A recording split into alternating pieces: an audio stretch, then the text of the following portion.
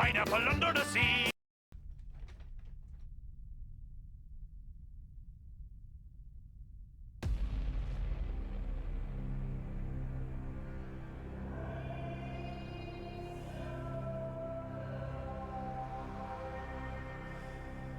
Welcome to Games You Should Play, a series where I will try to sell you on underrated games that deserve more attention. I am B-Man and I will be your host and will be represented by this AI-powered voice because I have no formal speaking experience, no studio equipment and can't be asked to record it myself.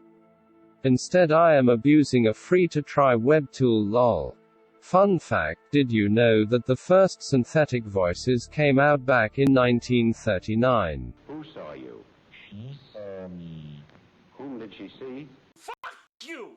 Bet you didn't. But this is not an educational channel, so let's get on with today's topic before you actually learn something.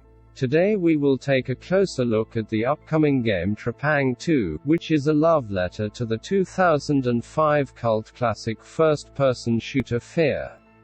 What made Fear unique is that it was a high-quality first-person shooting game with horror elements blended into it.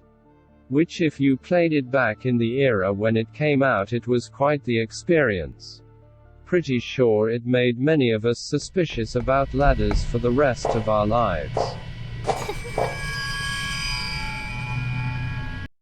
That's not very scary. Fear was also known for having quite impressive AI enemies for its time. They would actively work as a team in order to take you down. To help you survive against their superior numbers, you have the ability to slow down time to better react to combat situations, which was still a novel idea at the time.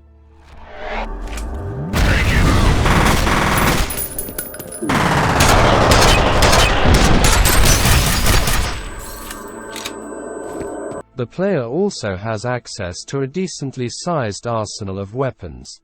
Some more fun than others but still good in their own way.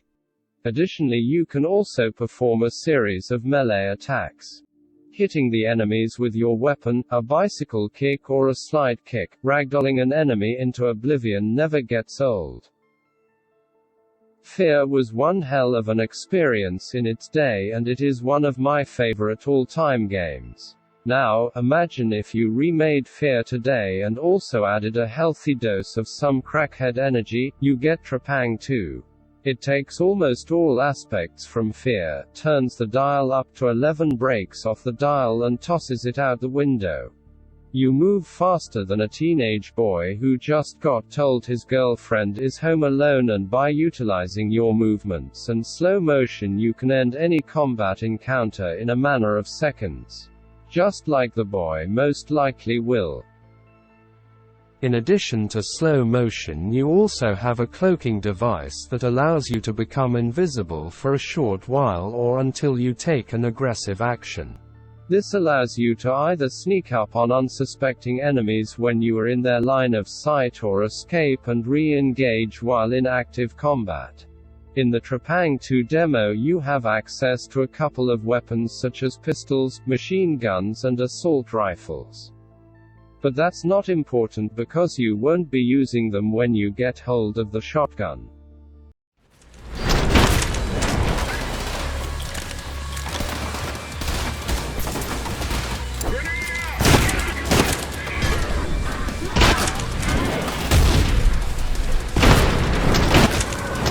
Melee attacks also return. You have a weapon back, jump kick, slide and the slide kick.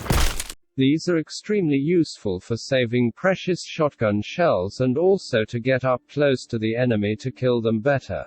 In addition to their usefulness, they're just so satisfying to use. While playing around, I also discovered something I am not sure if the devs intended. If you initiate a slide and prepare for a slide kick, but instead of punting an enemy you aim your kick downwards, it propels you about 2.5 to 3x your standard jumping height. This has some practical use for getting up to high places that would take longer to reach, but more than anything you can fuck over your enemies in style.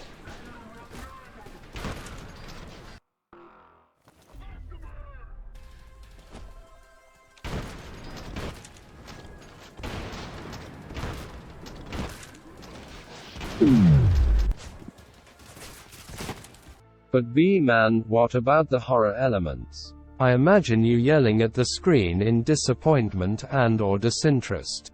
While in the demo there are no horror scenarios besides jumping into an armored enemy with a shotgun while you forgot to reload yours. If you select the higher difficulties, the game goes from a fast-paced shooter to a stealth-based horror game where the enemies react faster than that time you had to close the pawn tab when someone walked in on you and you die from basically 2 hits.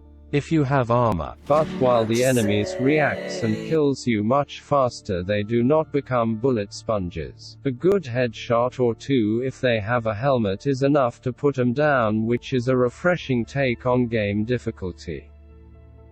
Although sometimes the enemy intelligence can be a bit questionable.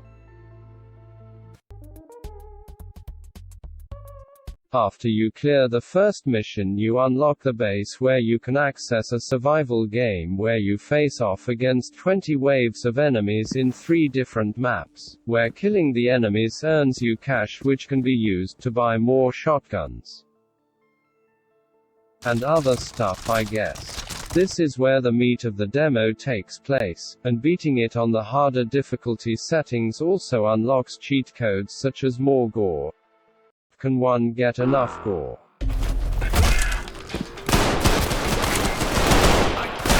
Shove in the air!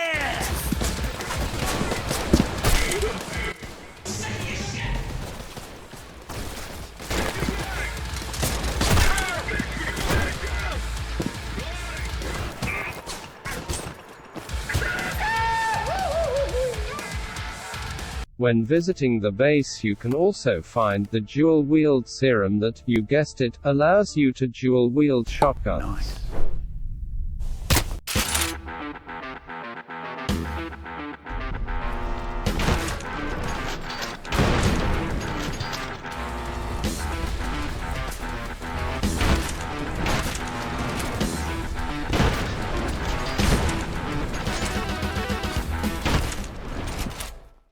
The reason I am making this video is because I genuinely think these devs deserve all the recognition they can get. They have created an incredibly cool proof of concept and I have dicked around with the demo for over 30 hours now. Also, if you guys buy it too, then that means more sequel for me. Before I end this video, allow me to show you some of my favorite moments. And go play the demo, it is free on Steam.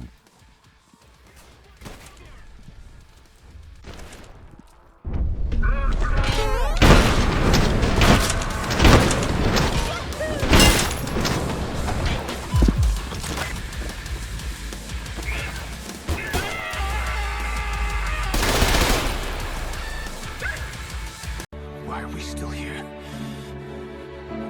Just to suffer? Every night.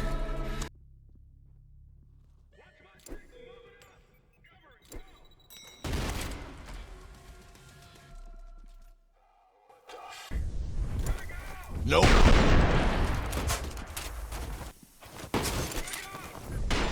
Nope.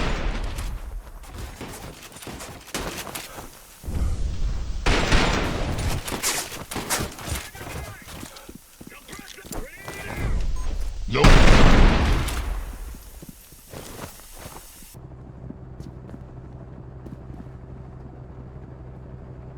Get out of here, Stalker.